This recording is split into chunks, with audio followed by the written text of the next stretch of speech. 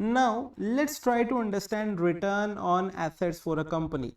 So return on assets is like whatever net income you have earned from your business, how much that income has been earned through the utilization of the assets within the company.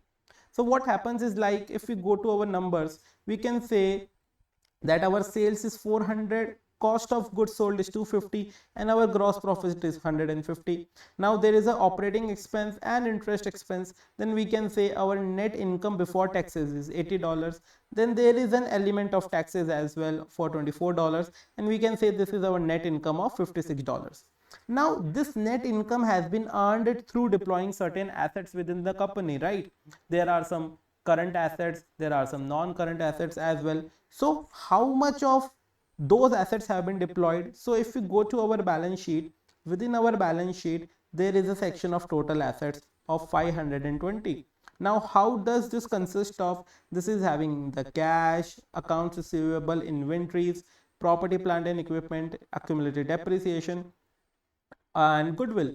So effectively, when you invest $520 of assets within the business, you are generating $56 of net income. So is that efficient or not? That will be known through the return on assets. So it will simply say your net income $56 and your asset, which I told you, $520.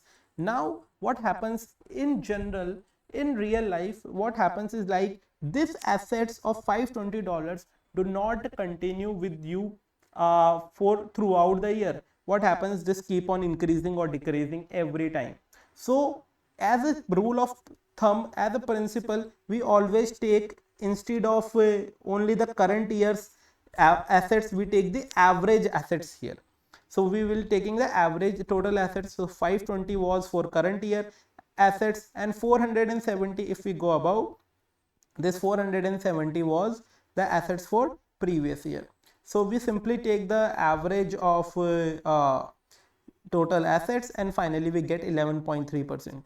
So this 11.3% is simply our return on asset, that whatever return we are generating on assets. Now how this ratio is useful for Apple Incorporation?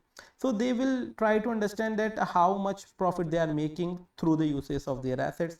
They will see if their resources, like their factories, non-tangible assets, equipments, cash, inventory, all are efficiently used or not.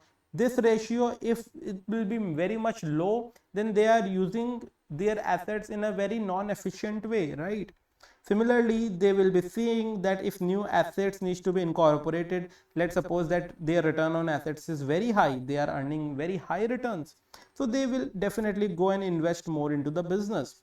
And finally, investor will try to evaluate the Apple Incorporation, that how their assets are turning into their earnings.